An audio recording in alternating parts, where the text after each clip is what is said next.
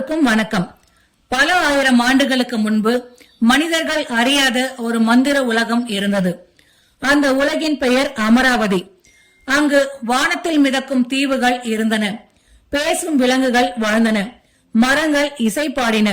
ஆறுகள் பழைய கதைகளை முணுமுணுத்தன. அந்த உலகின் மையத்தில் மாயக்கல் என்று அழைக்கப்பட்ட ஒரு அதிசய சக்தி இருந்தது.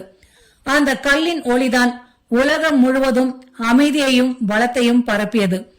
ஆனால் ஒரு நாள் கரும் மந்திரங்களில் தேர்ச்சி பெற்ற கார்கோன் என்ற மந்திரவாதி அந்த மாயக்கல்லின் சக்தியை அபகரிக்க முயன்றான்.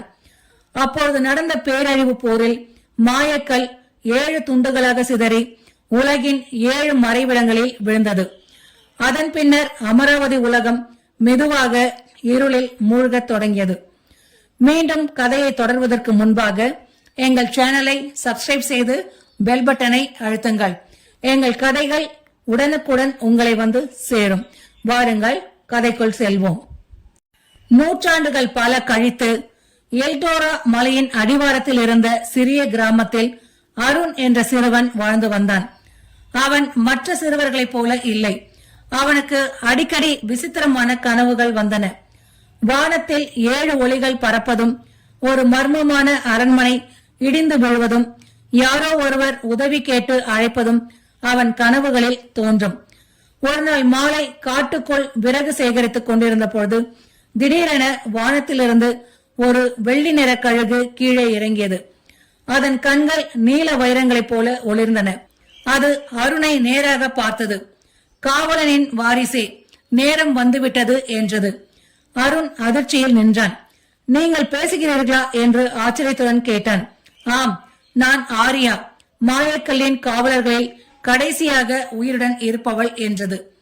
அந்த கழுகு அவனை ஒரு பழமையான குகைக்கு அழைத்து சென்றது. குகையின் சுவர்களில் 1000 ஆண்டுகள் பழமையான ஓவியங்கள் இருந்தன. அவற்றில் ஒருவரின் முகம் அருணை போலவே இருந்தது. இவன் யார் என்று அருண் கேட்டான். உன் மூதாதையர் முதல் காவலர் என்றது அந்த கழுகு. அருணின் வாழ்க்கை அந்த நொடியிலிருந்து மாறியது. மறுநாள் அதிகாலையில் அவன் தனது பயணத்தை தொடங்கினான். முதல் மாயக்கல் துண்டு பனியால் மூடப்பட்ட வெண்மலை சிகரத்தில் இருந்தது. பயணம் மிகவும் கடினமாக இருந்தது. 3 நாட்கள் உணவு இல்லாமல் நடந்தான்.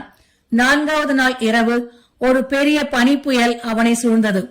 அப்பொழுது வெண்மையான ஒரு ஓநாய் அவன் முன் தோன்றியது. அது சாதாரண ஓநாய் அல்ல, அந்த மலையின் காவலன். அது அருணை தாக்க முயன்ற போது ஓநாயின் காலில் ஒரு பெரிய காயம் இருப்பதை அவன் கவனித்தான். போராடுவதற்கு பதிலாக காயத்தை குணப்படுத்தினான். அவனது கருணையை பார்த்த ஓநாய் தலை குனிந்தது. பிறகு பனிக்குகையின் உள்ளே மறைந்திருந்த முதல் மாயக்கல் துண்டை அவனுக்கு கொடுத்தது. 2வது துண்டு அழுகும் காட்டில் இருந்தது. அந்த காட்டுக்குள் சென்றவர்கள் மீண்டும் திரும்பியது இல்லை. ஏனெனில் அங்கிருந்த மரங்கள் உயிருடன் நகர்ந்தன. அவை பயணிகளை குழப்பி வழி தவற செய்தன. 7 நாட்கள் அருண் அங்கே அலைந்தான். இறுதியில் 1000 ஆண்டுகள் பழமையான ஒரு மரம் அவனிடம் பேச தொடங்கியது. நீ எதை கண்டு அதிகமாக பயப்படுகிறாய் என்று கேட்டது அந்த மரம்.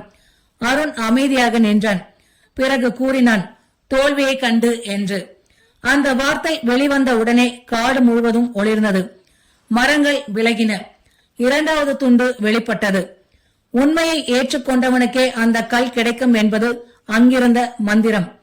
அருண் உண்மையை ஒப்புக்கொண்டதால் அந்த கல் அங்கு வெளிப்பட்டது. 3வது துண்டு கடலின் அடியில் இருந்தது. அங்கே நீரரசி மெரினா ஆட்சி செய்தாள். கடலடியில் இருந்த நகரங்கள் அனைத்தும் முத்துக்களால் கட்டப்பட்டிருந்தன. ஒளிரும் மீன்கள் தெருவிளக்குகளைப் போல நீந்தின. மெரினா அருணை சோதித்தாள். அவனுக்கு அளவில்லா செல்வங்களை காட்டினாள். தங்கம், வைரம், மந்திர ஆயுதங்கள் என்று. ஆனால் அருண் அவற்றை தொடவில்லை. உலகத்தை காப்பாற்றுவதே என் நோக்கம் என்றான். மெரினா புன்னகைத்தாள். 3வது துண்டும் அவனிடம் சேர்ந்தது. பயணம் தொடர்ந்தது. நெருப்பு பாலைவனம், மிதக்கும் தீவுகள், கண்ணாடி மலைகள் என பல உலகங்களை அவன் கடந்தான். ஒவ்வொரு இடத்திலும் புதிய நண்பர்கள் கிடைத்தனர். டெரான் என்ற குள்ள வீரன், லீரா என்ற வனதேவதை, ஆர்யா என்ற மந்திர கழுகு என அவர்கள் அனைவரும் அவனுடன் இணைந்திருந்தனர். 4வரும் சேர்ந்து மீதமிருந்த துண்டுகளை தேடினர். 6வது துண்டை அடைந்த பொழுது ஒரு பயங்கரமான உண்மை தெரிய வந்தது. கார்கோன் இன்னும் உயிருடன் இருந்தான் என்பது. அவன் இருளின் கோட்டையில் தனது படையை உருவாக்கி கொண்டிருந்தான். டிராகன்கள், நிழல் வீரர்கள், கரும் மந்திர உயிரினங்கள் என்று அனைவரும் அவனது கட்டுப்பாட்டில் இருந்தனர். இறுதியாக 7வது துண்டும் கிடைத்தது. இப்பொழுது மாயக்கல்லை மீண்டும் உருவாக்க வேண்டும். ஆனால் அதற்கு முன் கார்கோனை எதிர்கொள்ள வேண்டியிருந்தது. இருளின் கோட்டையை நோக்கி அவர்கள் பயணம் செய்தனர். வானம் கருமையாக மாறியது. மின்னல்கள் பூமியை தாக்கின. நிழல் படைகள் ஆயிரக்கணக்கில் திரண்டன. பெரும் போர் தொடங்கியது. டெரான் தனது கோடாரியால் நூற்றுக்கணக்கான எதிரிகளை வீழ்த்தினான். லீரா மந்திர அம்புகளை எய்தினாள். ஆர்யா வானத்தில் பறந்து எதிரிகளின் தாக்குதல்களை தடுத்தாள். அருண் நேராக கார்கோனை நோக்கி முன்னேறினான். இருவருக்கும் இடையே நடந்த போர் பல மணி நேரம் நீடித்தது. மலைகள் அதிர்ந்தன, நிலம் பிளந்தது, வானம் முழுவதும் தீப்பந்துகள் பறந்தன. ஒரு கட்டத்தில் கார்கோன் வெற்றி பெறப்போவது போல தோன்றியது. ஆனால் அப்பொழுது அருண் ஒரு உண்மையை உணர்ந்தான். இருளை வெல்லும் சக்தி கோபத்தில் இல்லை என்று, கருணையில் உள்ளது என்று உணர்ந்தான். அவன் தனது வாளை கீழே வைத்தான். உன் வாழ்க்கையில் என்ன நடந்தது என்பது எனக்கு தெரியாது, ஆனால் இன்னும் மாறுவதற்கு தாமதமாகவில்லை என்று கூறினான். கார்கோன் அதிர்ச்சி அடைந்தான். பல நூற்றாண்டுகளாக யாரும் அவனிடம் அன்பாக பேசியதில்லை. அவனது கோபம் மெதுவாக கரைய தொடங்கியது. இறுதியில் அவன் தலை குனிந்தான். நான் தவறு செய்துவிட்டேன் என்று வருந்தினான். 7 துண்டுகளும் ஒன்றிணைக்கப்பட்டன. மாயக்கல் மீண்டும் உருவானது. அதன் ஒளி உலகம் முழுவதும் பரவியது. உலர்ந்த ஆறுகள் மீண்டும் ஓடின. வாடிய காடுகள் பசுமை அடைந்தன. வானத்தில் மிதந்த தீவுகள் மீண்டும் ஒளிர்ந்தன. மக்கள் மகிழ்ச்சியில் கொண்டாடினர். அருண் புதிய காவலனாக தேர்ந்தெடுக்கப்பட்டான். ஆனால் அவன் அரியணையில் அமரவில்லை. உலகம் முழுவதும் சுற்றி மக்களுக்கு உதவ முடிவு செய்தான். ஏனெனில் உண்மையான வீரன் அதிகாரத்தை தேடுவதில்லை. அவன் பிறருக்கு ஒளியாக இருப்பதையே தேர்ந்தெடுக்கிறான். அந்த நாளுக்கு பிறகு அமராவதி உலகம் மீண்டும் அமைதியிலும் செழிப்பிலும் வாழ்ந்தது. மாயக்கல்லின் ஒளி என்றும் அணையாமல் பிரகாசித்தது. இந்த கதையில் அருண் 7 மாயக்கல் துண்டுகளை தேடி உலகத்தை காப்பாற்ற புறப்பட்டான். ஆனால் அவன் வெற்றி பெற்றதற்கு காரணம் அவனுடைய வலிமையோ மந்திர சக்தியோ அல்ல. அவனுடைய தைரியம், நேர்மை, கருணை மற்றும் விடாமுயற்சிதான். வாழ்க்கையிலும் நமக்கு பல சவால்கள் வரும்.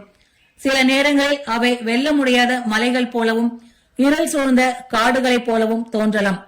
ஆனால் நம்பிக்கையை இழக்காமல் தொடர்ந்து முயற்சி செய்தால் எந்த தடையையும் கடந்து செல்ல முடியும். இருளை அகற்ற ஒரு சிறிய ஒளியே போதும். அதுபோல உலகத்தை மாற்ற ஒரு நல்ல மனமும் போதும் என்பதை அருணின் பயணம் நமக்கு உணர்த்துகிறது. இந்த கதை உங்களுக்கு பிடித்திருந்தால் லைக் செய்து நண்பர்களோடு ஷேர் செய்யுங்கள். மீண்டும் இது போன்ற சுவாரஸ்யமான கதைகளோடு உங்களை சந்திக்கின்றேன். நன்றி.